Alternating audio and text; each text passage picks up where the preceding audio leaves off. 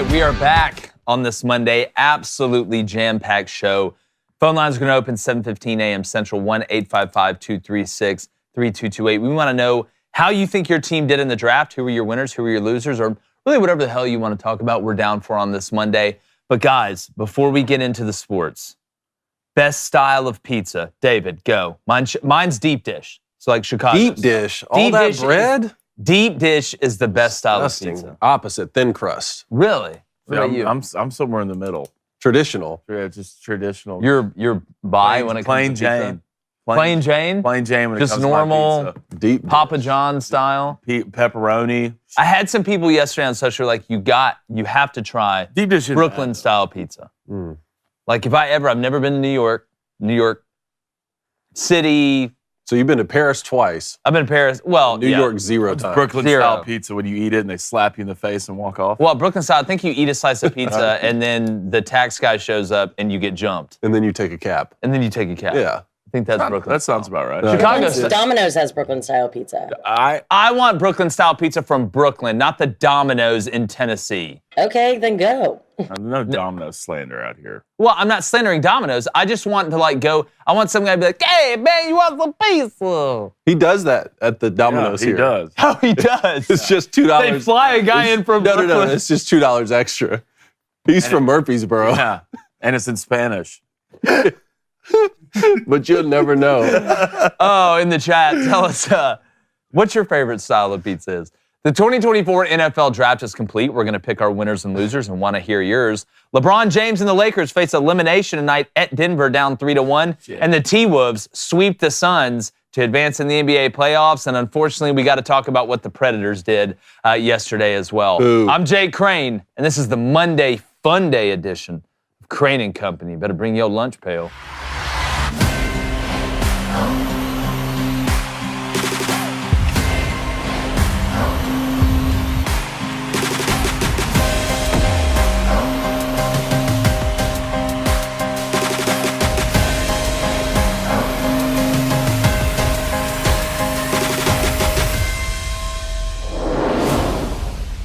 Now, the NFL Draft is going to have its winners and its losers each year. And we're going to dissect that in a minute. We got some different opinions on who did what.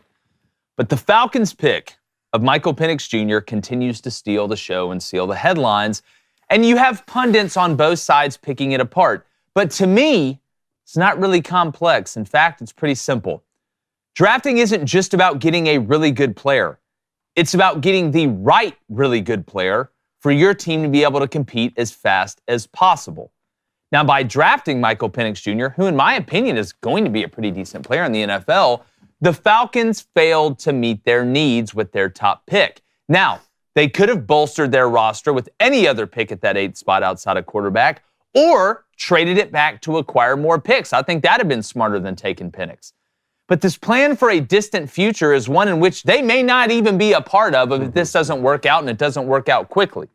Now, the worst part about this pick, other than Kirk Cousins not really knowing it was coming, are the strays that Michael Penix is catching. It's not his fault that the Falcons are incompetent. Now, there's a saying that if you're having to explain, then you are losing. Shout out to Ronald Reagan. And not only did the Falcons GM have to give a thesis to Arthur Blank instantly right after the pick, you could see that on your screen, but the defenders of this pick, Todd McShay and others, are having to do mental gymnastics that would make Livy Dunn blush to try and make this make sense. Now, the logical response is the Falcons fumbled the bag. Just the truth. And I feel bad for the fan base. If you wanted Penix, don't give Kirk Cousins that contract. If you believe in Kirk Cousins for 3 years or more, don't draft Michael Penix Jr. in the 8th pick. It's that simple. Something else that's pretty simple is how much I love David Cohn. I love you. Former Michigan quarterback. And he's sitting here on my left. And my brother, who by law I have to love, but I do anyways. Blaine Crane, former Western State, Colorado wide receiver. Guys, David first, Falcons pick, something we talked about right when it happened. By the way, shout out to everybody that hopped on the live stream for the first round of the NFL Draft. That was a hell of a setup. Y'all really showed up, showed out. We really appreciate it. Hit that subscribe button, and shout out to production and everybody for setting that up. But David, I just don't get it. One of the funny things I thought was that Bill Belichick was in the running for that head coaching job in Atlanta, and they're like, nah, we actually don't want Bill Belichick. And then they go and they make the most newsworthy pick in a negative way by selecting Michael Penix Jr. at 8. All things considered, though, I don't think the Falcons had the worst draft because take this, for instance. I mean, now you have 2 quarterbacks, I believe, that can go in and be the starting quarterback and play really well and win that division right now for Atlanta, maybe one of the weakest divisions in football. They have 2 quarterbacks, I think, who can do that when they haven't had one the last couple years. That's a better position to be in. It's just really weird to give that much money to Kirk Cousins. One thing is a lot of that money is front-loaded, okay? So by halfway through the bye week next year, if you want to move off Kirk Cousins, you can do that. One of the things that's interesting, though, is the rookie contracts on quarterbacks is why you're going to get so many of these guys to free up money elsewhere. The best example is Brock Purdy with the 49ers. You have a starting quarterback on a rookie deal that allows you to have all these amazing pieces and pay them. But he's not the only one. There are other examples. He's also last pick of the draft. Last pick of the draft, but it doesn't matter where you get him if you're still paying. I mean, yeah, granted, you'll pay the 8th pick overall more money than you would pay Mr. Irrelevant, but still, these rookie contracts for quarterbacks are not what they used to be 14 years ago before the CBA was corrected, right? So the point still remains, you could have taken that $100 million guaranteed you're giving Kirk Cousins and spread it out elsewhere. And I think that just shows you, like, some of these teams that draft really well year in and year out, the general managers, like if you look at Howie Roseman with the Eagles, like that's what he's thinking about all year, right? He's not getting caught up at the 8th pick like, oh, well, this guy just randomly fell to us, we should take him. There's strategy that's put throughout the entire year with these sorts of picks. But with that being said, I do think the Falcons have 2 players now who can go in and win the conference, win the division, I mean. Well, and listen, again, I think Michael Penix Jr. is going to be good eventually, but who's going to tackle anybody? Who's going to block anybody? Like this, if it was 7-on-7, great pick.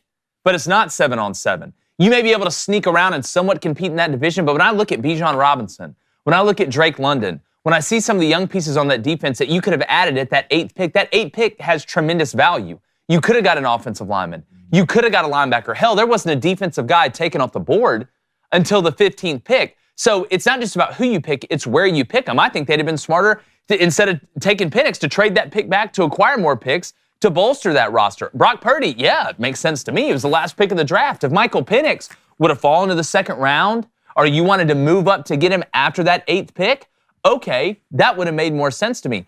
I just feel like you had a chance to bolster your roster with Dallas Turner wasn't taken yet. Yep. Latu wasn't taken yet. You had offensive linemen on the board that could have helped you out instantly, interior and exterior. I think they fumbled the bag. Yeah, there's nothing about this that makes sense. If you're going to do this, why sign Kirk Cousins to a $100 million contract, which I think it's way too much anyways. But you're one of the worst teams in pass rushing in the league. You're one of the worst teams on defense when it comes to tackling. Look at linebacker space in the league. You're not great up front. So if there's a way for me to understand, and this is a different situation than the Jordan Love situation, the Packers. Like Michael Penix is about to come in here and sit to 2 to 3 years. He won't be your starting quarterback till the kid's 26 or 27 years old. I don't know. Maybe not. I mean, that's another weird thing. Well, that's even worse because you just paid Kirk Cousins $100 million. Yeah, that's the side of it that would almost even worry me more. I mean, think about this. Kirk Cousins is not going to be ready for OTAs. So who's going to be throwing the football to all these young kids before fall camp starts? What about the quarterback you drafted in the 1st round last year? Is that Desmond Ridder? I mean, first of all, you upgraded tremendously. Yeah. You drafted me. But if Michael Penix Jr. is throwing the ball to all these young skill position players that you have throughout OTAs, then all of a sudden Kirk Cousins is back by fall camp. I mean, everybody around the league understands Kirk Cousins is a really good and confident quarterback, but we're not talking about Tom Brady or Aaron Rodgers or somebody who's built up the playoff equity and Super Bowl equity. It just seems like you drafted like a team that had a loaded roster. That's what it seemed like to me. Now, some people were making the comparison to the Chiefs drafting Patrick Mahomes when they had Alex Smith. Let me read you the Chiefs starting lineup real quick that year. This is 2017. Alex Smith, Kareem Hunt, Tyreek Hill, Demarcus Robinson, Albert Wilson, Travis Kelce, Eric Fisher, Brian Witzman, Zach Fulton, Laurent Duvernay-Tardif, Mitchell Schwartz, you had 2 bookend tackles. That's on offense. Defense, Chris Jones, Benny Logan, Alan Bailey, Justin Houston, Reggie Ragland, Derek Johnson, Frank Zombo is a pretty good player, Marcus Peters, Terrence Mitchell, Ron Parker. That ain't even close. That roster just supersedes the Falcons by leaps and bounds. And that's something that, again, has been talked about. That horse has been beat to death, but it's something we had to bring up. But let's go to some other teams. Let's go to our winners. I thought the Arizona Cardinals had a really good draft. They drafted really I thought they absolutely killed it. They did the smart thing. Sometimes just doing the smart, obvious thing is the best way to go about it. You get Marvin Harrison Jr., who I think was the best wide receiver in what was an absolutely loaded wide receiver draft. Everybody talked about the quarterback, so wide receiver position was absolutely loaded, right? You get Trey Benson. Yeah, they did. Which I thought was a great pick. Darius Robinson from Missouri, a guy that we saw in person down at the Senior Bowl, that is an absolute monster. And I thought they were pretty complete throughout the whole draft. So kudos. You gave credit to the new GM for the Cardinals. Man. Osifert did Bill a hell of a Belichick job. Disciple. And then Sean McVay and the Rams. Yeah. Aaron Donald retires. You get Jared Verse, who I think is going to be the best pass rusher out of this whole group. You get Braden Fisk. Remember, both of them played at Florida State. Braden Fisk, another guy at the Senior Bowl, won defensive MVP, who you talk about a pass rush threat from the interior and also a guy that can be a stump and stop the run. You get Blake Corum, Cam Kinchins, the DB from Miami, who's a really good player. So those are 2 teams. I'm going to be honest with you guys. Outside of and I thought the Vikings reached a little bit for J.J. McCarthy. I know a lot of people had him rated high, but the move they made to go get Dallas Turner I thought was smart to put him next to Daniil Hunter. But I thought most teams drafted pretty well in this. I agree with that. I thought it was outside of that one pick, a pretty well thought out. You had your trades. It was obviously offense heavy. I mean, we have never seen offensive play. It shows you how the game's changed, and I know drafts are cyclical. But, David, who did you have? I agree completely with both of those teams. And when you look at the Rams, Sean McVay, an offensive-minded guy, someone who's really trying to win right now, right? Like, we don't know how long Sean McVay is going to be the head coach of the Rams. And someone who got Cooper Kupp to be a Triple Crown winner just a couple seasons ago. You get Puka Nacua last year to break all-time rookie records because you're scheming guys open so well. And Aaron Donald, one of the best defensive players we've ever seen, retires. What does Sean McVay and the Rams do? They go get half of Florida State starting defensive line, who went undefeated. And then, Blake Corum, your 3rd overall pick from Michigan. Is this guy going to be like an Adrian Peterson in the NFL? No, but he's the heart and soul of one of the best college football programs that we've seen over the past 3 years. I think he fits in completely with what the Rams want to do. Look, we always have to talk about the Eagles just because they're just so strategic in everything they do. What was their weakness going into the offseason? TV. I mean, the secondary. We talked about it all season, how the Eagles, what's going on in the secondary. They get Quinyon Mitchell with their first pick, who I think you tapped as the best corner in this class, Without a doubt. Another guy we saw down in You follow it up with Cooper DeJean with your second pick, who many had a first-round grade on. So you're getting 2 of the best corners in this draft, and then immediately edge. They get Will Shipley out of Clemson. They get Anaya Smith out of Texas A&M. They go linebacker, offensive guard, wide receiver, offensive guard, just like everything the Eagles are doing. And meanwhile, on the other side of that, in that division, you have the Giants and the Cowboys, where I just have a lot of questions. I mean, the Giants, 0 linemen in this draft. 0 on the offensive or defensive side. So they go wide receiver, safety, cornerback, tight end, running back, and linebacker. I mean, we all like Malik Nabers, but is that the best way to win? No quarterback? Malik Nabers was the obvious pick. That was a good choice. I like what the Cowboys did. I think the Cowboys had a pretty good draft, but the Giants, any draft where you don't take a lineman, when you have as many picks as the Giants did, it's almost like in a recruiting cycle, not taking a high school offensive lineman. Mm-hmm. Like I know you have Evan Neal. I know there's some pieces in place. I get some of the picks that they made, but I'm with David. I mean, anytime you don't take a lineman in the draft, you better be right. People need to realize if you're a fan of an NFL team and you feel like you had a boring draft, most of the time that's a good thing. Yeah. Like that's a good thing. It's not super flashy. Lineman this, lineman that. That's what I go for. At least a couple teams that I got really interested to see. I think the Saints did a really good job yesterday. God, they stole Spencer Rattler. Kool-Aid. You got Kool-Aid, who's been projected first round the entire draft. You got him late, and I think it's a win. But one team kind of interesting, I'm really like what the Colts did. Yeah. Right now, if you go through, I know a lot of it's going to depend on the health of the quarterback. I know, but you get Latu at the 15, which you needed.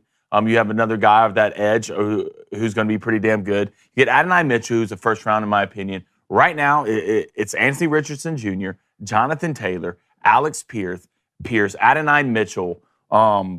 You go get Anthony Gold from Oregon State, who you know who he is. Smaller guy, speed guy, going to be a straight line guy, deep threat, also can help you in special teams. They're slowly building something in Indianapolis, and they're fitting to a mold.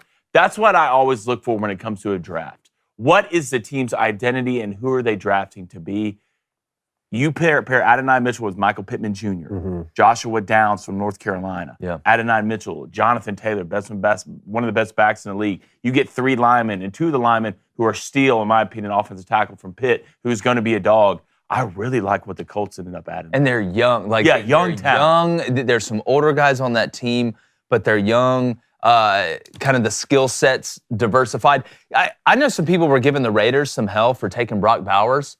I get it. Yeah. I get it. Especially if the quarterback you wanted didn't land. That's exactly right. You took a guy. I don't think they thought Brock was going to be there. I think they thought the Jets were going to take Brock at 10. Now, when I look, you say, oh, you drafted Michael Mayer the year before. Yeah, having two, go ask any defensive coordinator out there, when you have 2 versatile tight ends, because remember, Brock Bowers isn't a guy that you're just going to line up in the hip and you're just going to go have him bang his head against the wall, in the front 7 the whole game. He's a guy you can split out. Michael Mayer, you can split him out, yeah, but I think he's a little bit more of that old school tight end. So you got 2 kind of different players, but 12 personnel with the Raiders, with Devontae Adams out there, it's a problem. Which is what Georgia was running. And you didn't reach for a quarterback. Like, you didn't say, you know what, well, our guy isn't here. We're just going to go try and pull one out of our ass and see if it works out. I thought you showed good patience. And again, I believe in Aiden O'Connell down the stretch, if we're going to be honest. I kind of do too. And David, I'm going to get to the Booster Club, but before we move on, out of the top 3 quarterbacks that were taken, because I thought the Bears had a good draft. I thought the Bears had a really good draft. You knew Caleb was going 1. Jaden goes 2 to Washington. Drake goes 2 to the Patriots. The Patriots, solid. They were kind of building from the ground up. They drafted Joe Milton the 3rd. Yeah, I mean, look, to me, you can't be in the winning category if you watch Joe Milton through his entire career and then you drafted him late. But thank God you got Drake May. Yeah, I mean, thank God. But man, I don't understand. And I like Joe Milton. Right? I mean, he's a Pahokee kid. He went to the University of Michigan. I was pulling for him his entire career. I don't know how you watched the tape and thought, we're going to draft this guy, unless it's just you want him to get off the bus first. Yeah. So you can instill fear in everybody. Well, listen, I can like you and still not want you to babysit my kids. I mean, both those things can be true at once. But the Bears, the Chicago Bears are about to run out an entirely different team than they did a season ago. I mean, they're going to be a problem. Now, they won 7 games a year ago.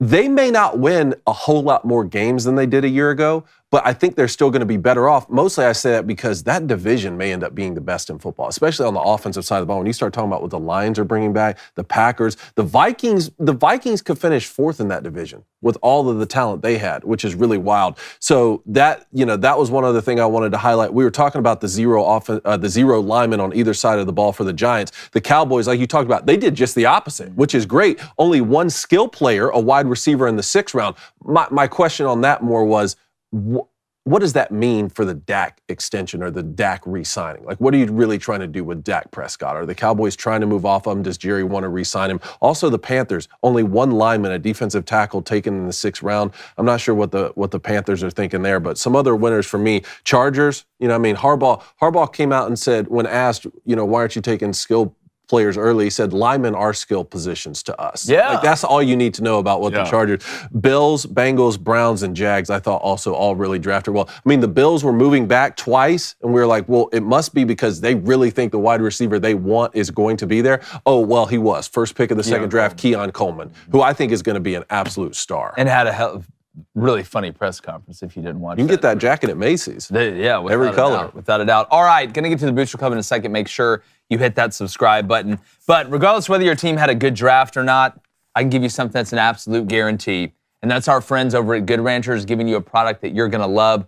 Best meat delivery service in the world. If you're tired of your favorite cut of beef or chicken costing more but weighing less every time you buy it from the store, as our friend David Cohn says, the potato chip bag theory, well, Good Ranchers has a sizzling solution for you with their price lock guarantee. You can't get a price lock guarantee on anything nowadays. You hope you got one on your house. But during their April Price Shield campaign, Good Ranchers is not just offering a temporary fix, but a long-term solution. So when you subscribe to one of their boxes, and they have tons of different boxes you can choose from. In our household, we get the Butcher's Box, got another one coming down the pipe this next month, which I'm 13 flavors of jacked and tan about. Regardless of whether it's chicken, pork, seafood, beef, Chief, it doesn't matter. You subscribe to one of those boxes, they will lock in your price until 2026. So right now also, when you go to goodranchers.com, it's goodranchers.com, and you use promo code BOOSTER, BOOSTER, you'll get their exclusive price shield and an additional 10% off your order. Now, this offer ends at the end of the month.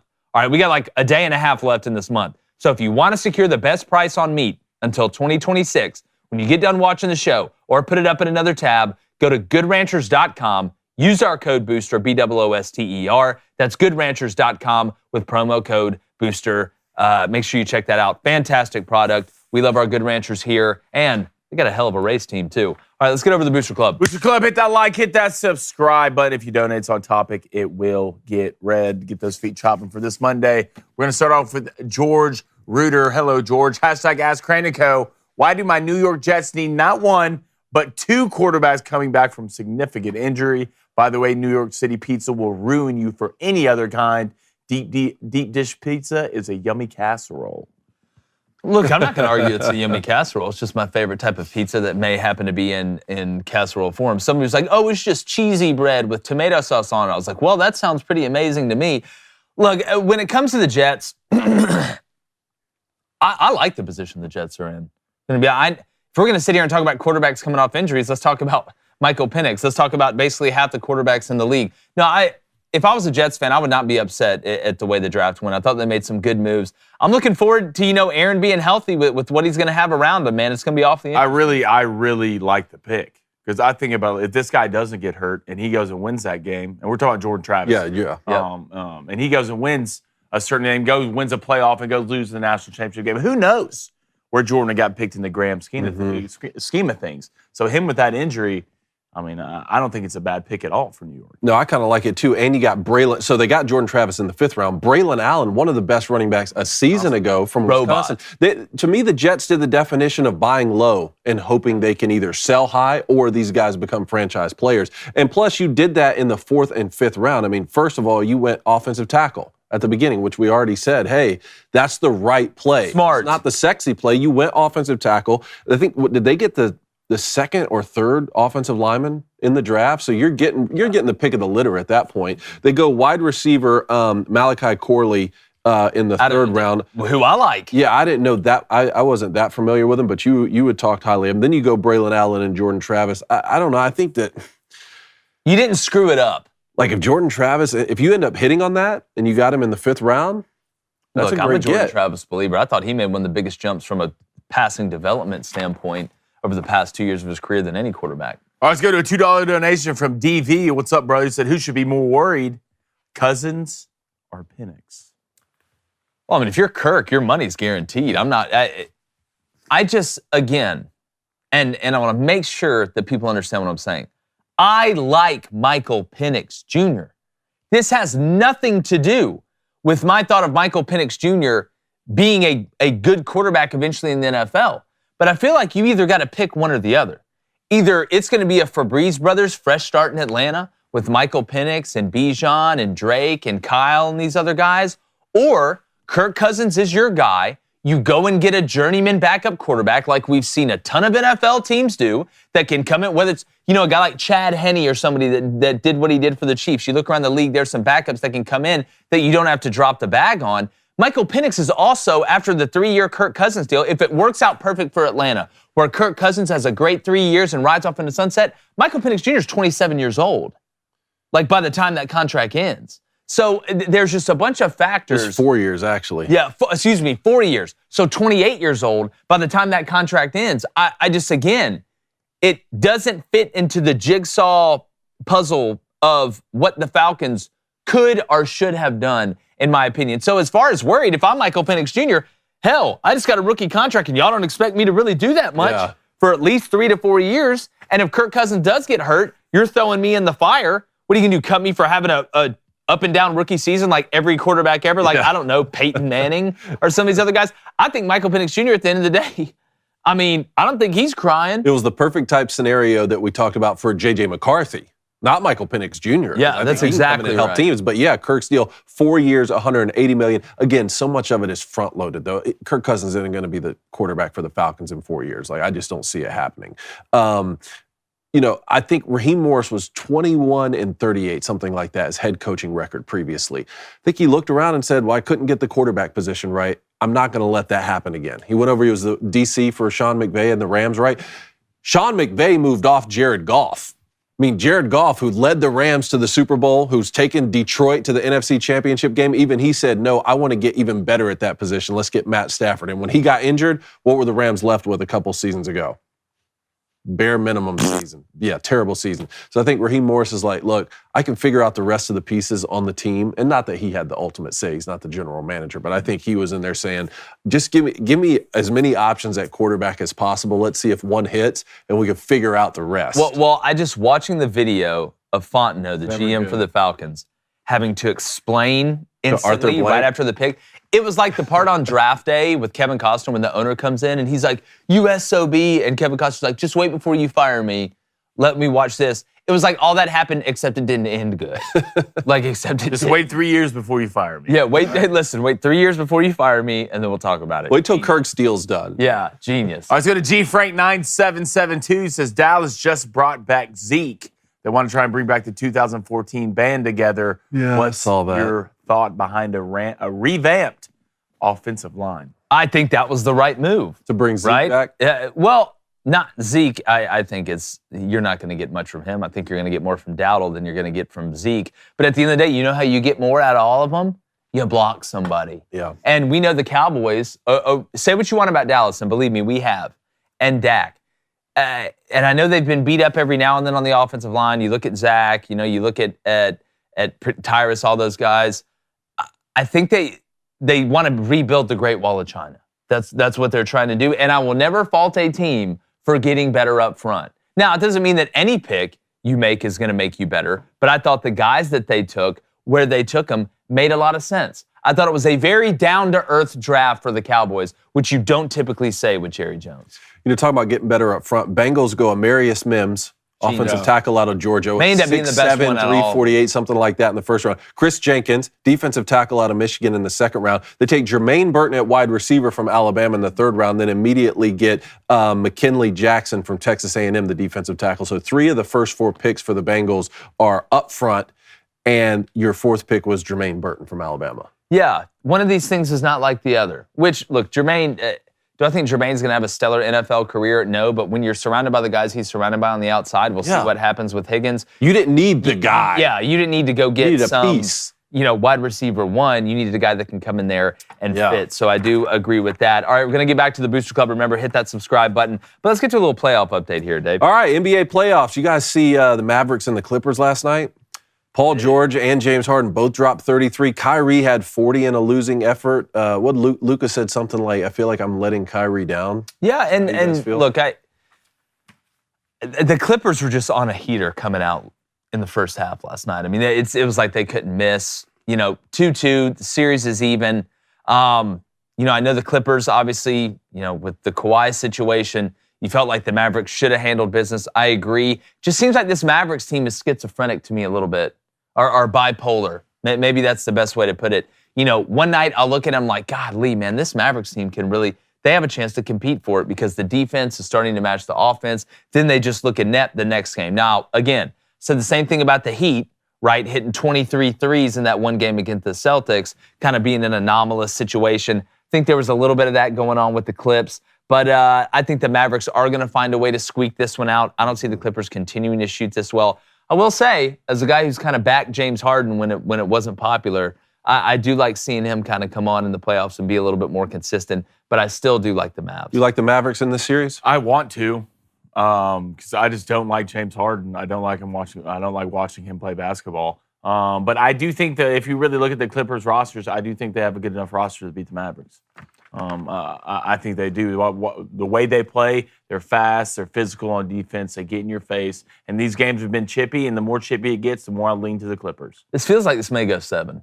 It might. Good. I mean, if Luka's out here apologizing and he drops 30 points, it's not good. Yeah. How you feeling like you're letting people down, man? You dropped the 30-piece. Knicks, big win on the road, so they're up over the 76ers 3-1. Pacers up 3-1 over the Bucks. Giannis still isn't back, right? Yeah. And then Timberwolves with a complete sweep over the Suns 4-0. The Suns. Burn it down. That was going to be my worst. Yeah, that's I look at It's Good. because what you did, all right, is you paid for the big three.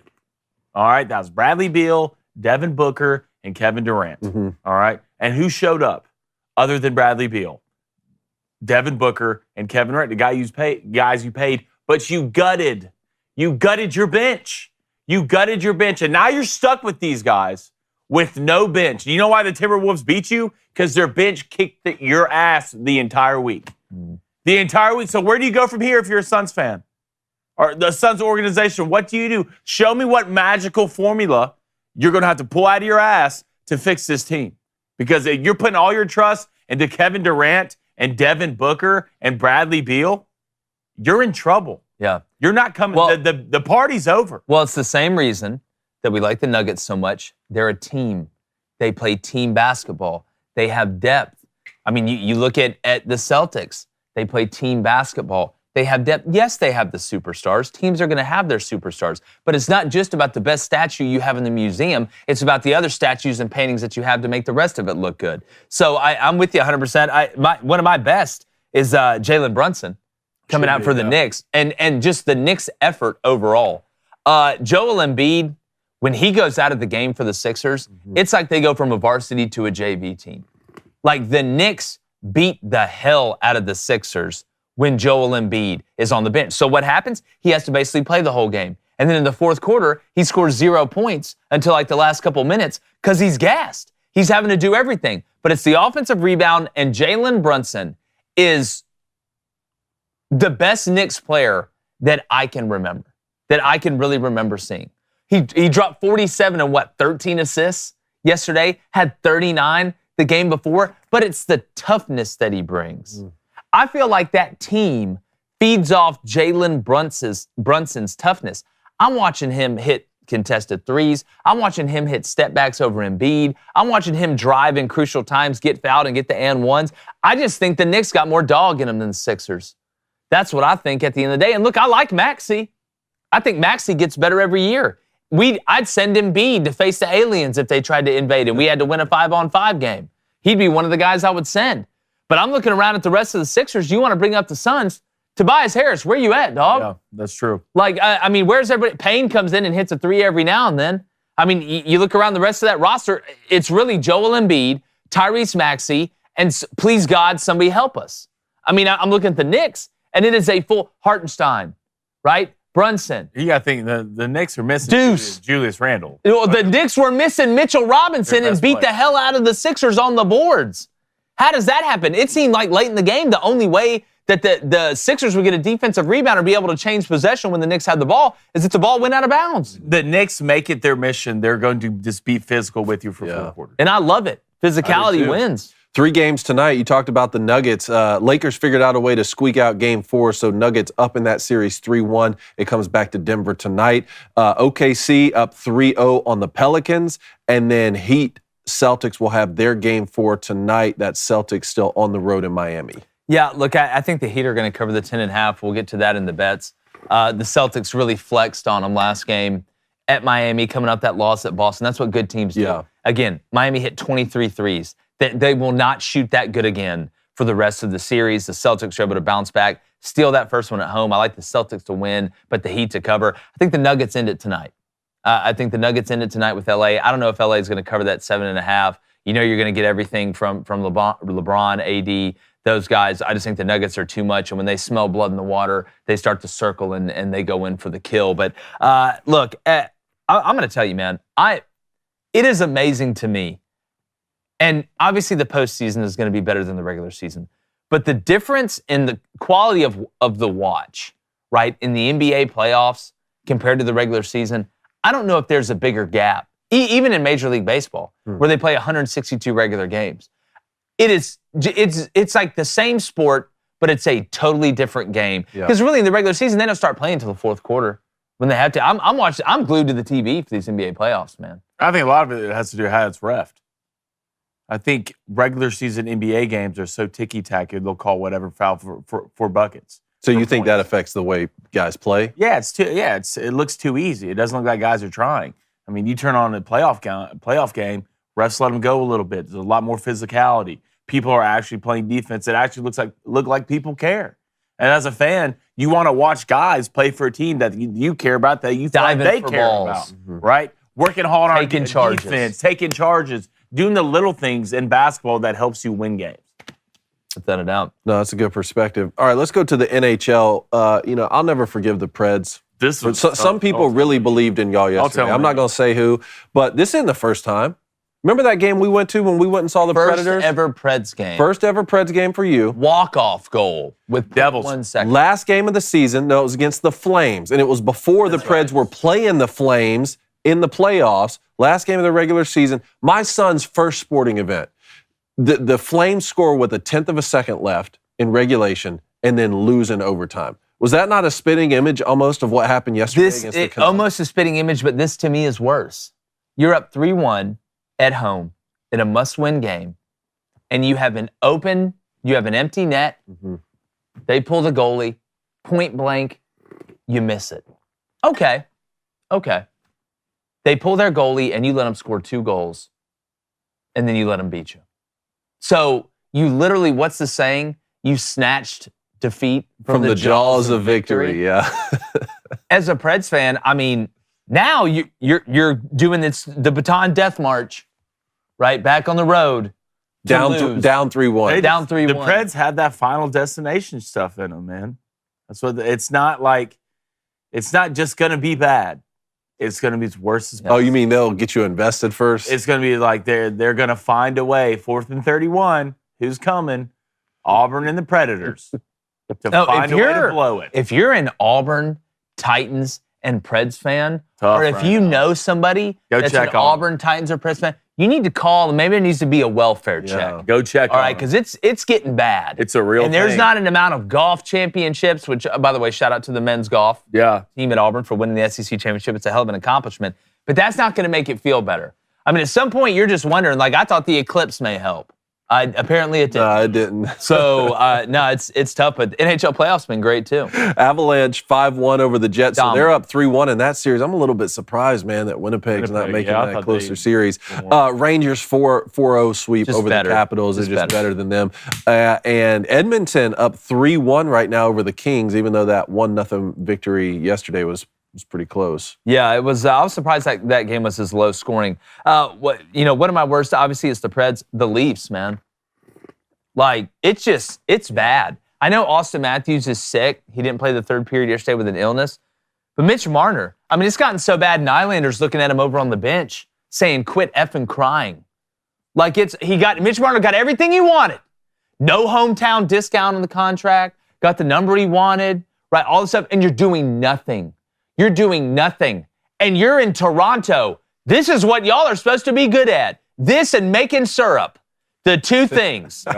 Right? And you're not getting done. And shout out to Boston for handling business. Yeah. I'm telling you, right, the more I watch Boston, and again, I think some of it obviously has to do with the Leafs and the way their stars are struggling, but I like the way Boston's put together, man. And I know people are like, oh, they're going to choke. It's the Bruins, blase. And Brian, I'm sure, is going to call in and talk about it. But I tell you, the more I watch this team, the more I think, hey, because again, you look at the Panthers, you look at the Canes, you look at the teams that people are expecting to win it. I think the Bruins are just as good as any of them. Yeah, I mean, they're only a season away from breaking the record for the best regular season in NHL history. Yeah, I mean, it's this organization's doing it right now. But before we transition, I want to get back to the Booster Club. Some pretty good games tonight, that you mentioned. How do we feel? Are you taking the Panthers or the Canes right now? Gun to your head, who are you taking? to win the Stanley Cup. I'll ride with the Canes. I think you're right. God, I would ride with the Canes too. Panthers look good, though.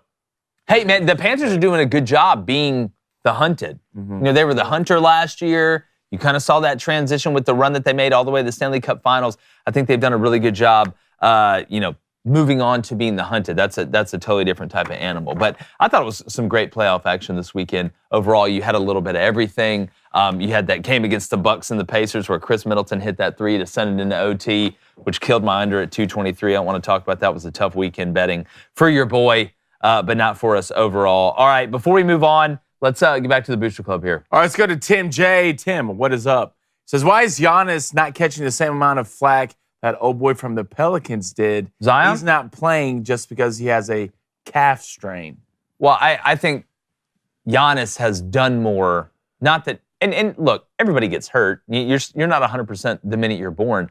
But I think Giannis has played a lot more and contributed a lot more than Zion has from a amount of time missed, amount of time played, amount of impact on your team since you've been there. I look at resume. I look at the Carfax. And I'm going to give you the benefit of the doubt. What Giannis has done to the Bucks organization has elevated them to a point, where they hadn't been in a long time. So I give Giannis a little bit more grace than I do Zion. But it seems like with Zion, without Zion, hell, the OKC Thunder, are they just sneaking? Like, are the Thunder just the sneakiest team in any of these playoffs? Young, just really talented. ho-hum, ho-hum, Yeah. ho-hum. And I saw a bettor out there who put $100 on the Rangers to win the World Series, and they did. The Chiefs to win the Super Bowl, and they did. And he has the Thunder winning the NBA playoffs. It was $100 to win $1.7 million. Wow. Right now, his cash out's at $50,000. The Thunder are up 3-0, right? You got to let that thing ride. Now, if the Thunder move on to a certain point after that first game gets dropped, your boy's cashing out because that thing's probably going to be over about $250. Yeah. So, I mean, $100, $250,000, that'd be a nice little It's a good trade. day at the office. That's a pretty good day at the office. Also, Giannis is an NBA champion. Yeah. Like, he's an NBA champion. He won a championship. And the thing with Zion is, like, this isn't new, right? This is the question we've asked. This is going all the way back to Duke at this point. That Duke team, with him and Barrett on it, that team didn't even make the Final Four. Zion's hurt. And he was hurt. Zion's been hurt. Kyrie was hurt at Duke, if we're going to be honest, too. But wasn't it Zion's foot in college that kept getting hurt? I just remember him exploding through the shoe that he was wearing. Remember that? I think that was the Elite Eight game or maybe the Sweet 16 game. Actually. Between that and blew through the Baycott sneaker. breaking the floor when we were at the Final Four, I was like, he walked through the floor. How big is Baycott? He's that big. But to your point, I mean, Zion had, was this his best year in the league? I would say so. One of his best years in the league. So. It's just, again, the most a lot of critical money. moments, like when the most eyes are on you, got hurt. Even that game, he put up 40 points. Yeah. Right? But it's just tough. Let's go to Apollo Creed. What's up, man? He says, is Doc Rivers going to be on the hot seat if they lose? It seems like this conversation happens. Every Doc 2 Rivers years. has been in this conversation more than any other coach alive at any other team that I can remember. Not this year, I don't think. Next year is when I think you'll see it if they don't live up to what they want. But it just seems like everywhere Doc goes, you have that high of highs, and then all of a sudden it's just Thelma and Louise, off the cliff. Here we go. It starts going down. So, I mean, it just seems like that's kind of status quo for Doc. Let's go to a $5 donation from Kyle Frick. What's up, Kyle? Help me, boys. Why did Rattler drop so far? Speaking of dropping, how did Sam Hartman go undrafted? And why sign with the Commanders? Listen, I understand why Sam Hartman went undrafted. Yeah, I do too. I think his arm strength is a question at the next level. And you can't, and look, we've seen guys overcome size. Hell, I mean, we've seen a lot of guys overcome a lot in the NFL. Arm strength is one of those things you really got to have. I mean, when people are questioning Tua's arm strength, and I'm watching Tua make the throws that he's making, having Sam Hartman, I can understand why he didn't go drafted, why he went undrafted. And I'm rooting for him. We like the guy. Talked to him at the Senior Bowl, sat down with us. If that doesn't work, he can just do Head & Shoulders commercials for the rest of his life and probably make more money than he would in the NFL. The Spencer Rattler problem I have, and there's and it's not everybody. I don't want to paint everybody with a broad brush. There's a smugness in the NFL media with some of these guys. And I was the first one when Spencer Rattler, they had that documentary about him coming out of high school when he was going to Oklahoma.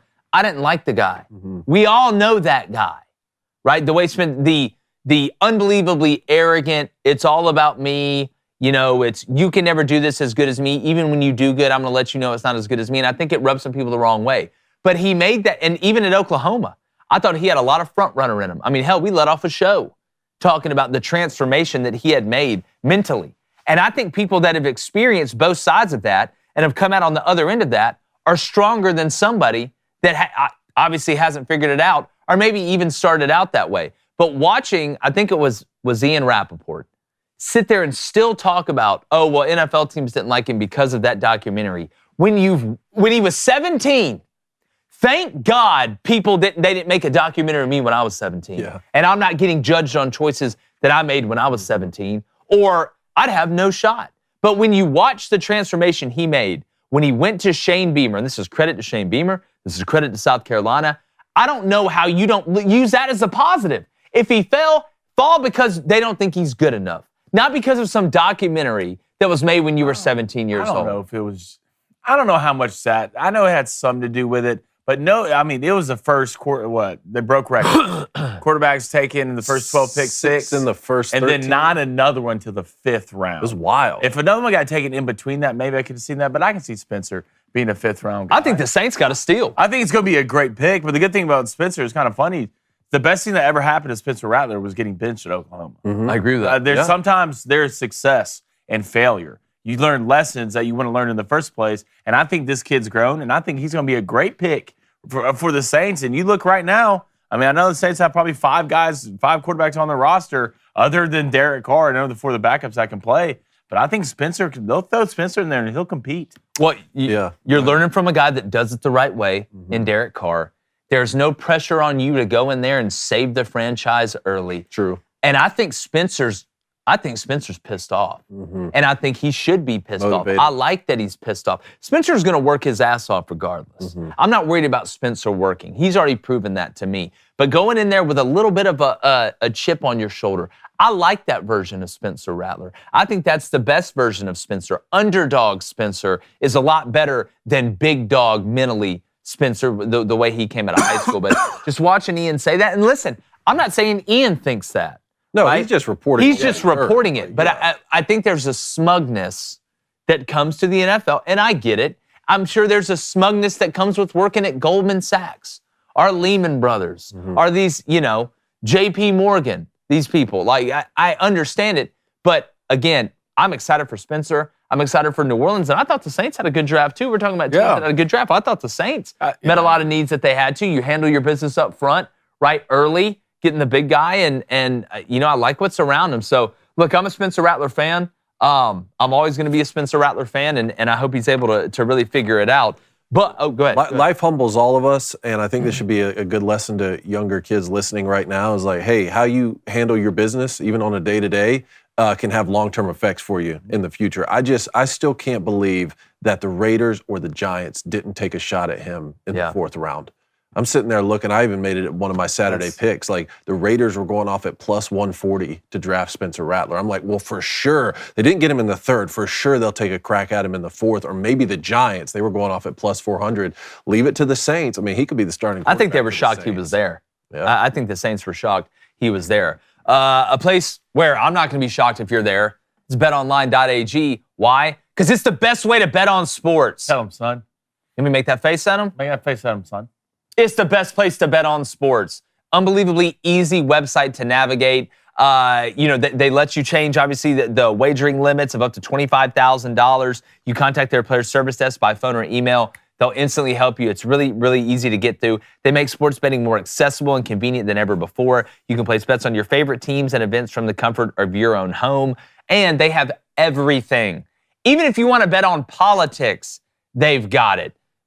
Any sporting event that's going on, I promise, if you can find it anywhere, it's at betonline.ag. And again, they've treated us right. They treat all of the Booster Club right, our audience right. So go to betonline.ag to place your bets today. Use promo code BOOSTER, right? You're sensing a pattern here with promo codes. It's BOOSTER, and you get a 50% instant deposit bonus of up to $1,000. That's betonline.ag. Use promo code BOOSTER, whether it's NBA, NHL, MLB, college baseball, college football, college basketball, tiddlywinks, underwater basket weaving, that one thing you do in a lawn with rich people and a mallet and a ball.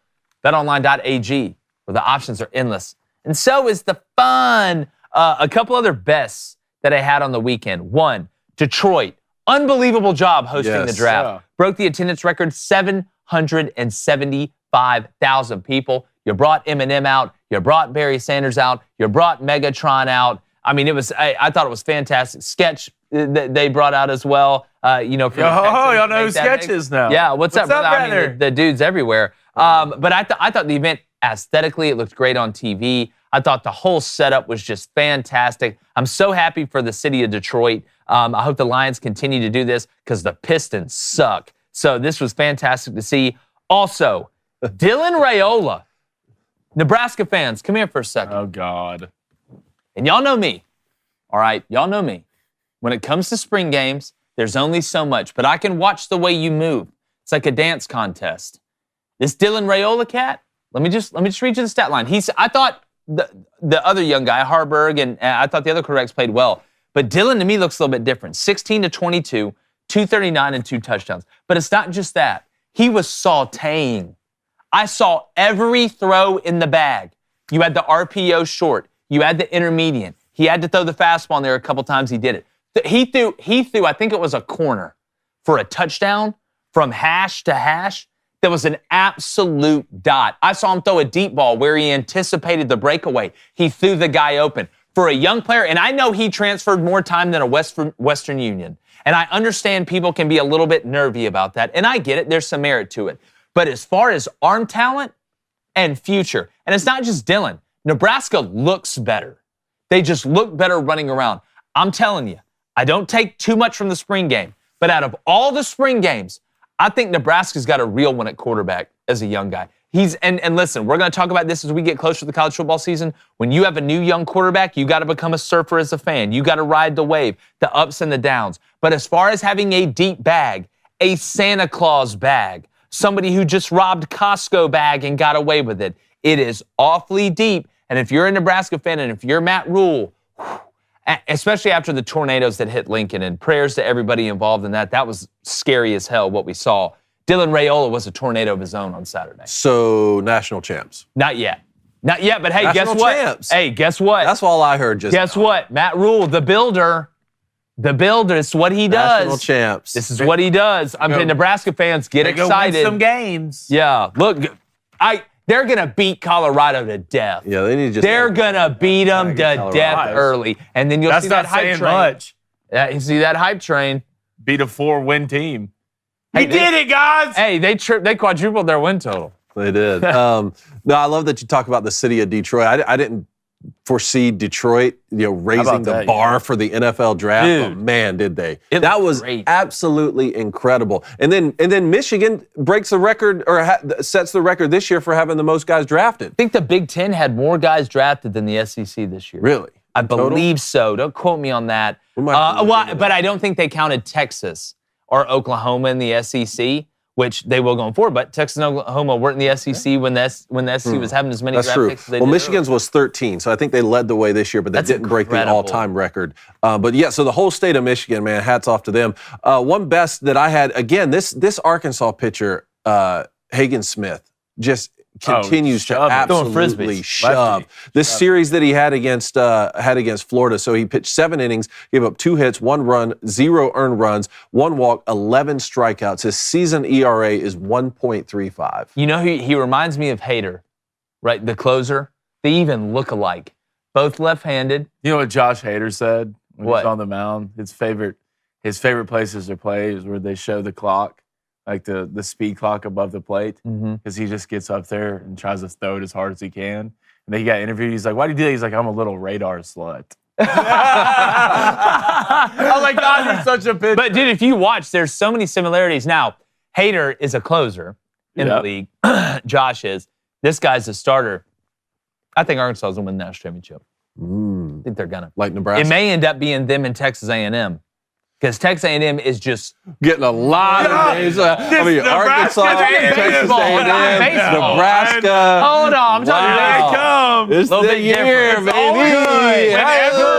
Whenever I hear A&M, just Nebraska is always in the same conversation, no matter what it is. Geographically. No matter what it is. It's not too far away. All right, we have our call-ins, 1-855-236-3228. Going to get to those in a minute. Tell me when you're ready to rock and roll. We'll get back to the Booster Club for a second, though. All right, let's go to Motorman213 with a $5 donation. Appreciate it, brother. Who's the last Pac-12 quarterback other than Luck to have a good NFL career? I think Caleb will be an epic bust. He's Johnny Manziel, just with fingernail polish. Who is the last Pac-12 quarterback? That's a good question. To go back a little bit in the fantasy. Marcus Mariota? There. he didn't live up to the hype. I said good NFL career. Well, to me, good is matching where you got drafted, right? Like, so I think a good career for Spencer Rattler may be different than Caleb Williams when you went number 1 overall. Look, I'm going to say this. Am I the biggest Caleb Williams fan with his off-the-field antics and the fingernail painting and all that? No. But I hope this dude works out because he has incredible ability as a passer. I think he has incredible ability. We'll see if that matches, the off-the-field stuff. But this Drake May... Well, this was my best. This was your best? Okay, go ahead. This was my best. Also, Aaron Rodgers was pretty good. Yeah, Aaron Rodgers was pretty good. That's a good Cal, baby. If you've seen the Michael Jordan documentary, this is from that. So this is Drake May's brothers on draft night sending this video, and I thought this was... And remember, his brother played basketball in North Carolina. Yeah. He's a good player, Yeah. Luke. Yeah, let's Go play ahead it. and run it. Pretty boy. Overrated.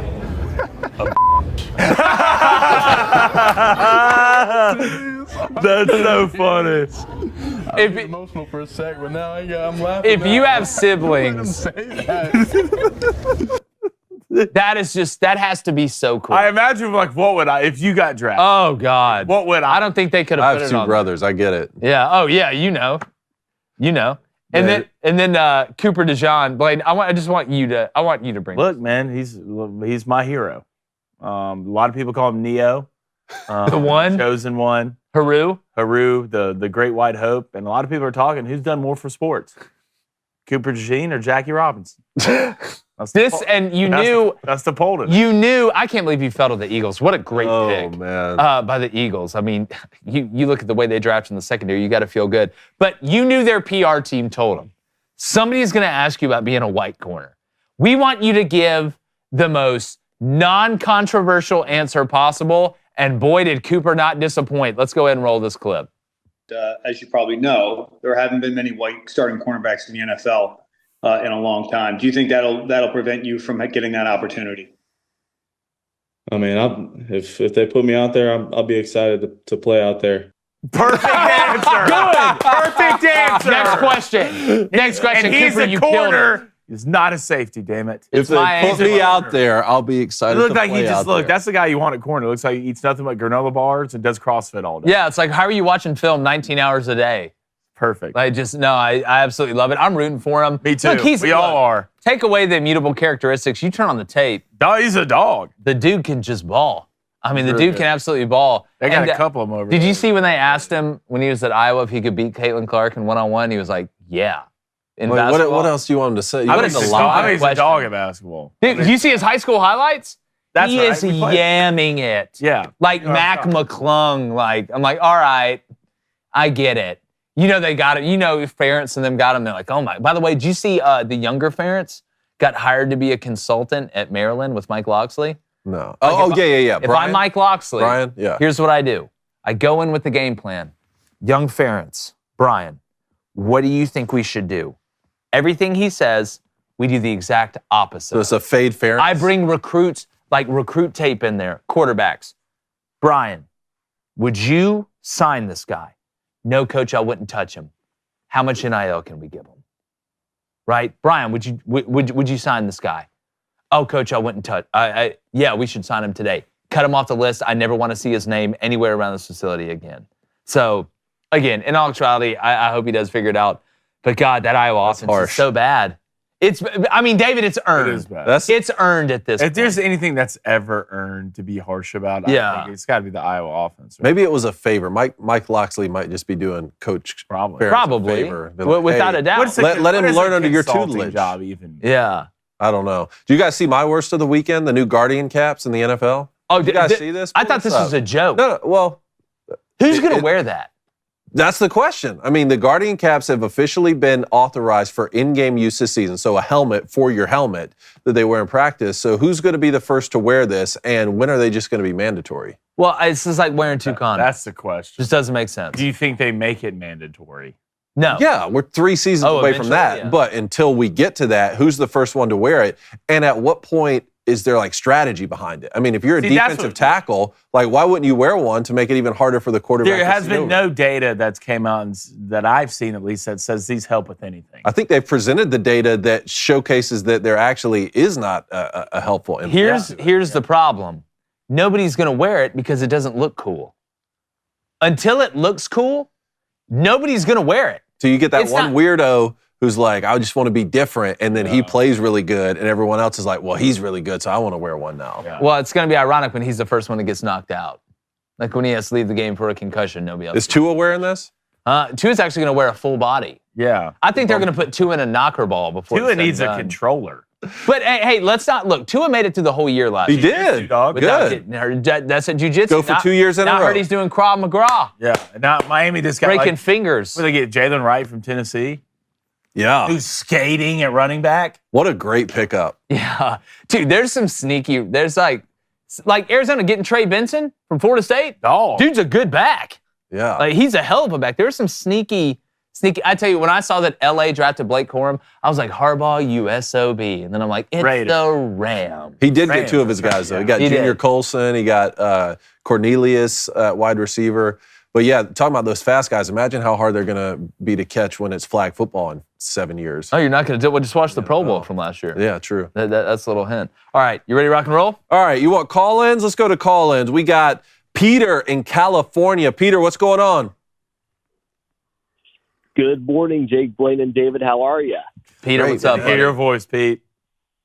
I had a great time watching the New York Rangers crush the Washington Capitals last night during beat the 'em to Stanley death. Cup playoffs. Beat him I to predict death. the LA Kings are going to be eliminated. I don't think that's crazy. Zibanejad is turning into one of my favorite players to watch. He's awesome. I've always enjoyed watching him, but talk about versatility, man, which we all know is the second best tility behind fertility. That's pretty good. So I'm an LA Chargers fan. They're my favorite NFL team ever because I live near their headquarters, and I really think they've got a lot of great players with Rashawn Slater and Joe Alt. The Chargers tackle situation is now the envy of most teams. I expect the Chargers to have a dynasty under head coach Jim Harbaugh, and McConkey is a quarterback-friendly target for Justin Herbert, and Colson is a great linebacker too. I think they're going to be great this season. Well, McConkey just feels like a Harbaugh-style pick, right? Like him or one of these underrated guys that's just able to maneuver, that's smart, can run the option routes, can do the things. But I want to give credit to Harbaugh because I kept thinking it seems like Harbaugh always takes not even the contradictory path, but the path that nobody saw. It's like, oh my God, he drafted a long snapper at Like it 5. has to be Or different. he was going to take J.J. McCarthy and move Justin Herbert. I think the Joe Alt pick was you want to talk about, there's not a lot of guarantees, right, in life in general, but I think Joe Alt being worthy of a first-round pick and being the first offensive lineman on the board is one of the safest picks and smartest picks. And if you're Justin Herbert, I mean, you got to feel a whole hell of a lot better about just being able to sit in the pocket and find a Ladd McConkey or find some of the weapons. Hopefully they bring in and continue to bring in at wide receiver because we know they lost Yeah, Keenan to a the lot. Bears and Mike Williams, who couldn't stay healthy anyway. But I thought Jim Harbaugh made the right choices, and he made the obvious choices, which Jim typically doesn't do. Is Joe Alt going to play right tackle? Because they have a left tackle. They've got And Joe Alt hasn't played right tackle. Is there any concern, with that, or is it just, hey, he went and got the best offensive lineman in this draft? I Go think if it's me, I'm putting my new probably all-pro tackle wherever he wants to be. yeah. Well, If he wants it's to play left tackle, I'm playing at left tackle. Boy's going to have to move. Peter. What do you think? I obviously think the Chargers have a bright future under Joe Alt, obviously. Yeah. I think you bump your left tackle to right tackle. Let Joe be comfortable. And look, if it works out to where you can do both, great. That's another thing about the Falcons drafting Michael Penix. The tackle situation kind of gets really interesting with those two guys, right? Because you kind of flip-flop, who's protecting the backside of the quarterback. But, it's, again, left-handed, right-handed, get the ball where it needs to go. But, Peter, you're always a great call, my friend. Thanks, Peter. Appreciate it, Pete. Thank you so much. Have a great day. All right, buddy. All right, let's go to Brian in Nebraska. Brian, did you hear Jake say Nebraska's going to be national champs? Here we go. I mean, obviously, but let's just hold it for a little bit. But One day at a no, time. okay. Okay. they Hey, look- they one look day at a pretty time. good. I'm sure you were They look happy, pretty Brian. good. Oh yeah, I mean, I didn't get to watch it in person or like in the morning, so I watched it like 11 o'clock at night when everybody else was asleep, and I was pretty impressed. It was Raiola looks pretty like just having somebody that can make them throws is just. Yeah. I mean, Well- obviously the windows are going to tighten or not be Yeah. there. So as long as his decision making is good, but like just I can't fathom just being able to like effortlessly throw the ball like 60 yards. Well, you know the best part, Brian? He can catch a snap. So y'all are already further ahead than where y'all were last year. But I was more impressed, right? Because look, there's only, like I keep saying, you can only get so much data out of a spring game because it's so controlled, right? Everybody knows what everybody's doing. You're not going to you never want to put your quarterback in harm's way, but there's not a lot of out of left field things that happen. So I temper the expectations a little bit. But what I wanted to see was how he moved in the pocket, how deep his bag was at this level, and how fast the game looked for him. It's only going to get faster when you're playing teams that you don't know what they're going to check to, right? You're not used to seeing these guys run around. But I don't think you could have put a much better product out there from really all the quarterbacks at Nebraska. But I think Dylan's the guy, right? He's got to be the guy. Well, I mean, Dylan definitely stood out, and Harburg has, I mean, just his throwing motion has improved incredibly since last year. It was a sight to even see that. But even if those two are even, I think you go with the younger guy, get him some experience. Yeah, I agree. I mean, there is some expectations tempering because I would say probably half of Nebraska's defensive starters didn't even play in the scrimmage. Yep. So obviously, some of those windows aren't going to be there, and some of them are going to be tighter. But like you said, the basics was there, and just the fact that you can make those throws where you're putting the ball where only your guy can get it and nobody else. Like, sure, some of those are going to be incompletions, but it's better than interceptions in the end zone. Yeah. Go ahead, Mike. Well, yeah, I mean, the ceiling's really high with this kid. I think we all know that, but it's going to be one step at a time. Yeah, it's going to be. There's going to be ups and downs. 100%. There's going to be ups and downs for Nico. Yeah, there's going to be ups and downs for all these young quarterbacks that are taking over. It's not like Dylan Gabriel transferred to Nebraska and you're like, all right, well, you played 8 years of college football, so we know what to expect. Well, it's hilarious because they spent the entire offseason like really downplaying Dylan. And then which is smart. Which is smart. I was protecting the kid. Yeah, I will say this. He's the only other guy that I've ever seen have the penguin walk or the Mahomes walk. He has little subtle things to where he kind of looks like Patrick, just the way he moves. Yeah, it's just the way he moves. His mannerisms. Yeah. And the funny part about that too is in his post-game press conference, they asked him like, "Oh, so what are you going to do once class is over?" And just nonchalantly, he's like, "Yeah, I'm going to go work out with Patrick Mahomes and his trainer." Yeah, that's why look like they trained together. Yeah, nobody's ever done that and gotten worse. Yeah, and here's their schedule: UTEP, Colorado, win. Northern Iowa, win. Illinois, all at home. Win 4-0. At Purdue, win. Rutgers homecoming at home, win. At Indiana, okay, win. They go to the Buckeyes. Loss. All right. They host UCLA. Win. They go to USC. That's but see if that defense is fixed. I'm going to put that one as a maybe. Mark me down as a maybe. They get Wisconsin at home. Duh. And then they go to Iowa to end the season. No Michigan. Bro, I'm seeing Mark me a lot of maybes. I don't know. A lot of maybes. That's at least 7.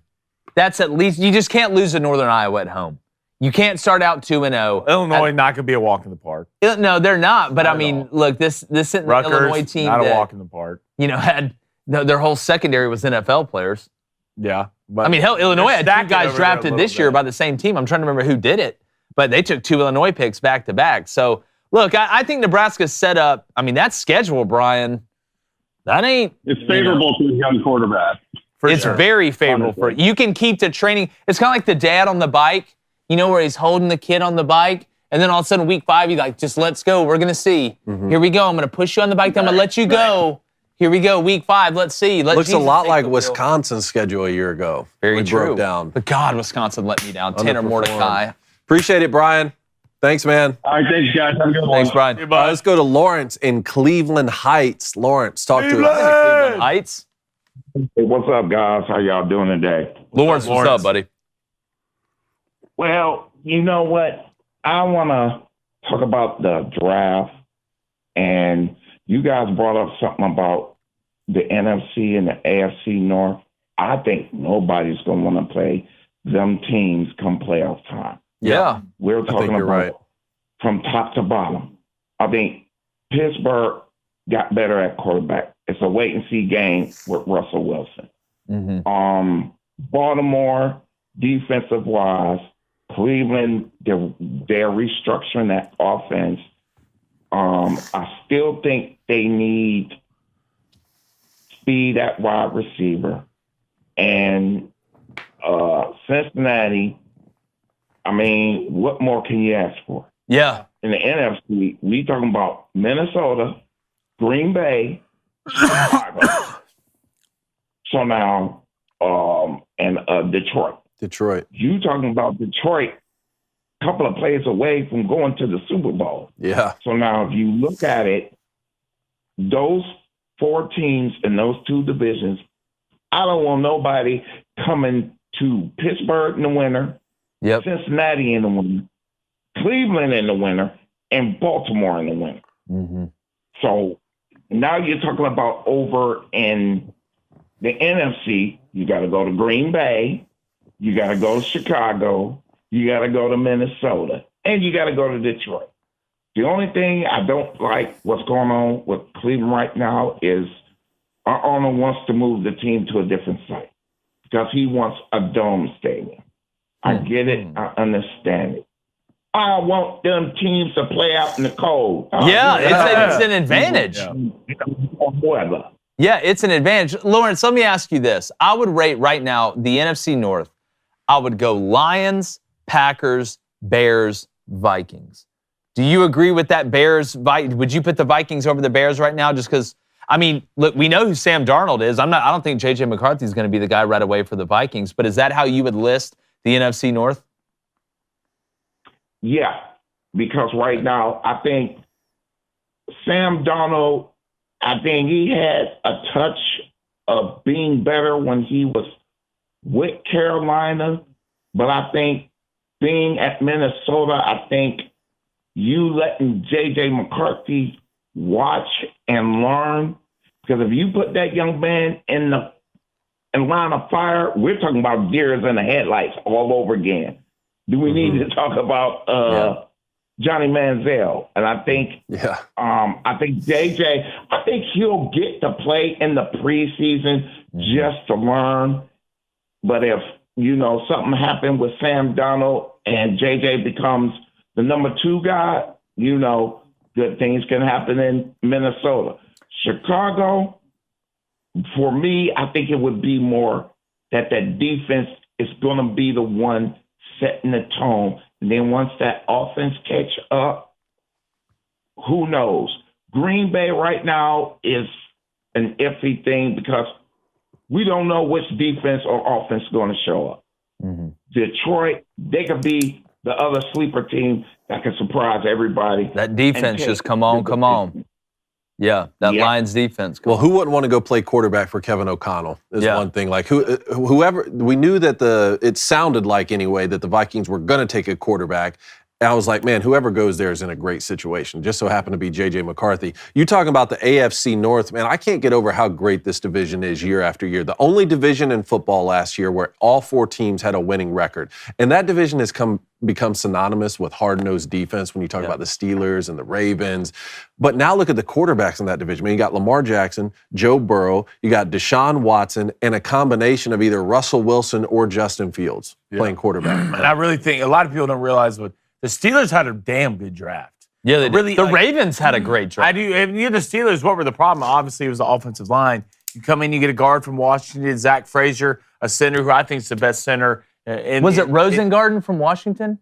No, it was Fontenot. Because Washington was the tackle. Rosengarten was the tackle. I'm trying to remember where he went. He was the tackle for Michael Penix's backside. Didn't give up a sack the whole year. Yeah. Zach Frazier, the center for West Virginia, extremely talented. Roman Wilson from Michigan, who seemed like he made all the big plays at the biggest time. And you go get Peyton Wilson from North Carolina State, who's a low-key, underrated dog who shined at the Senior Bowl, who shined at the Combine. So I love what the Steelers did. And he's kind of like the T.J. Watt a little bit, and playing with T.J. Watt's going to help him out a lot. But Lawrence, man, you always bring the heat, my friend. Thanks, Lawrence. Hey, and talking about the Browns, too, Michael Hall Jr. from the Buckeyes, defensive tackle, first round. Then Zach Zenner, offensive guard from Michigan, round 2. They go get the wide receiver from Louisville in the 3rd round. So I really like the way Cleveland drafted, too. I agree. Let's go to Jimbo in New York. Jimbo, How you feel about the Giants draft, man? Gigantes. Yo, what's good, baby? It's your boy Q-Spo Jimbo here. What's up, man? Yo, so first of all, I gotta get at Jake for a minute. First of all, you claim that deep dish pizza is good, man. Like, It's not good. It's the best, Jimbo. It's the best. Got nothing on us, y'all got nothing on us. Well, I'll say this: I've got to try a new. What makes it New York style? There's just those big ass slices, and then they tax you $150 a slice. I don't know about the price, but I can tell you though that it's the quality. Though it's the quality, it's the dough, everything. So okay. And even look, I'm not from the boroughs. I'm from Central New York. You ever come through? I'll take you to Varsity Pizza. I'll show you some real pizza. Jimbo, don't tempt me with a good time. I'm going to Starkville this weekend. I may have to go to New York the next. Yeah, look, Yes, Jimbo, sir. until you've had the Marcos in Spring Hill, Tennessee, don't come calling at me. Man, Tennessee, we'll see. But main reason for my call is so my New York Giants. You know, we went through a draft process this week, and overall, I'm satisfied. Overall, Are I'm you? satisfied. No linemen? Are you? No linemen? Talk to me how you're satisfied. Yes, and I'm gonna tell you why. Because I think the linemen we got in our place, you know, we got our guy at center from Oregon. I think he's still developing. I think we got Andrew Thomas. You know, we'll see about the other guy that we got. You know, I know he struggled last year, but number one, you know, it came down to the Chargers, what they were going to do. They decided to go Joe Alt. You know, if he was available to us, we would have taken him. I agree with but that. At the same time, I don't know. We needed a main playmaker, and we got him in Malik Neighbors. I think he's going to be our wide receiver one. And if we got a couple other guys who can pair with him, and I think he's going to do well. Then this is the hidden gem that we got. Now, I miss Xavier McKinney already. I really liked him out of Alabama. Yeah. Like the last 4 years, I thought he was a hell of a player. But we got this guy Tyler Nubin out of Minnesota. Yeah. And I watched some highlights over him over the weekend because I didn't really follow him. I try to keep up on as much as I can. You didn't row the boat with PJ?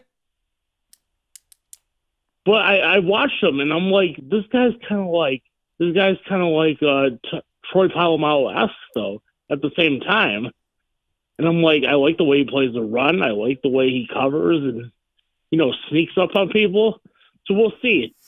So with that being said, it's just like, I know New York isn't going to be a contender anytime soon, but at the same time, what do you think? What direction do you think we're on? Well, I mean, it's pretty simple. How does Daniel Jones perform? I think that's the biggest question because that's going to, you know, all the other pieces are going to fall into place. Now, I know they didn't draft any linemen like we mentioned, but you do return guys. You brought up, you know, Andrew Thomas. You've got Evan Neal. You've got the guy from Oregon.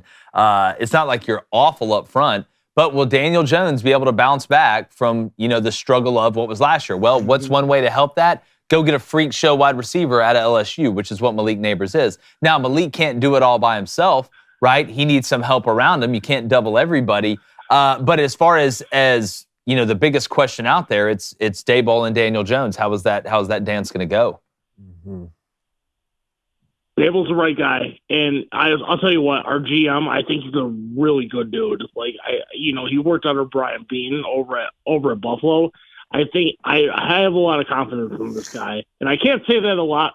I can't say that much about the last two GMs we got, especially Gettleman, who really screwed a lot up in our franchise. But I think the guy is moving us in the right direction.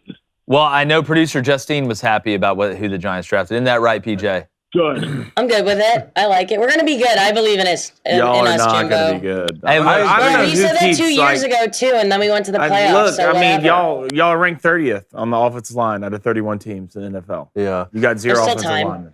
I do agree, Jimbo, that Daboll's the right guy. I really like Brian Daboll. But, I mean, if he has another season this upcoming year like they did last year, is he going to be retained? I mean, is he going to have a long-term future? And if they do good enough this year, then again, like if they're picking 15th or 16th next year, they're not really going to be in a position to get sort of the franchise quarterback you would need to pick in the top 5. But if they get a top 5 pick, does that mean that Brian Daboll's already been fired because they did so bad? Part 2 questions, or part 2 answers. So, one, obviously for most coaches, he would get fired under, if we got win 4 or 5 wins. But at the same time, look what he walked into, though.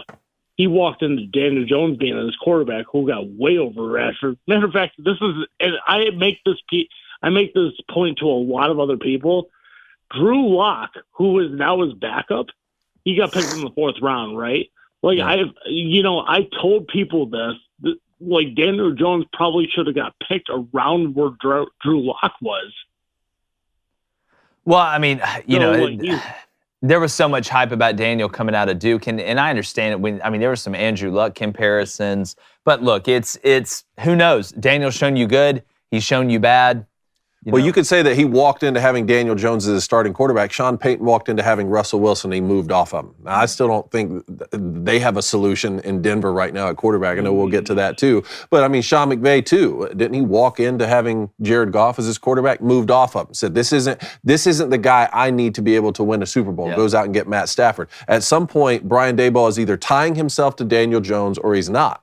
And, that's going to dictate his future there, in my opinion. Definitely. Well, Jimbo, great stuff, buddy. Thank you. Thanks, man. Hey, bud. All right, let's go to Kinsey in Missouri. Kinsey, what's going on? Hey, guys. What's up? What's up? How you doing? So, I am a major Vikings fan. School Vikes. Yeah. So it's a little awkward. You guys have been maligning them a little bit, but that's okay. That's all right. We're used Good and bad. There was good and bad. There's love there. Yeah, it's okay. Yeah. David, thanks for giving KO a little bit of love there. I think he's incredible. He is not appreciated as much as he should be. Jake, also, for the record, Danielle Hunter went to the Texans. That's right. That's right. Yeah. Well, that makes the Dallas Turner pick even more important then. Thank you. Yes. I had a super chat. I'm like, guys, just so you know, that one, there was that trade and there was another one that I couldn't remember where they went or if they were still there a couple weeks ago. I'm trying to remember who that was. We got a pass rusher from the Texans. They got Danielle Hunter. There's a lot of the complicated stuff. But yeah. And I like Dallas. I like Dallas. Yeah. I feel like it's just underrated, the culture that the Vikings have been building. They are not just drafting any person or not just bringing in any personality. They got rid of Diggs. There's been a lot of stuff going on that's really building up that culture. And on that point, I think that Justin Jefferson, I think he's a major star, obviously, but I think people don't give enough credit to the fact that he's, as far as superstars go, a pretty grounded dude, and he was always ride or die with Kirk. And I think that people saying, oh, he wants out of there, or he's gonna bounce, he's gonna bail. First of all, it's just not happening. And second of all, I don't think he gets enough credit for going out there and putting his body on the line when Josh Dobbs was playing quarterback or Nick Mullins. Yeah. He's a team kind of a guy. He's not a me kind of a guy. Yeah. Well, he could have been a huge diva. Justin could have been a huge diva because he's that talented. He's got some. The best ones all have some diva tendencies to them, and you'll see it every now and then from Justin. That's why I'm very interested to see how Justin handles the quarterback situation this year in Minnesota and how long of a leash he's willing to give J.J. McCarthy. Again, it's like David said, let's have a throw-in session first before you hate me. Well, you want to talk about what Kevin O'Connell is capable of? We talked about Kirk Cousins got hurt a year ago. They're having to start Josh Dobbs on 36 hours notice. He didn't even know the names of some Didn't even have his jersey in They won 7 games that year. Win 7 games when you're starting Josh Dobbs and you're starting Nick Mullins. But at the end of the day, someone has to finish last in the division. We just got done talking about this with Lawrence for the AFC North. Last year, the Bengals finished last in the AFC North. They went 9-8. Can you envision a scenario where the Vikings are finishing last in the NFC North this year and still having a good season? I honestly wouldn't be surprised if we finished last in the NFC North. I don't think that this year, I don't think that our guys are short-sighted enough to see like having a transitional year as a complete failure. I think that's just a short-sighted view of things. Like, obviously, you know, JJ McCarthy is a project, but I also think that there is something to the wins and losses stat. Like, and I think that Minnesota is a place that, you know, we're not going to turn our nose up at people who know how to win.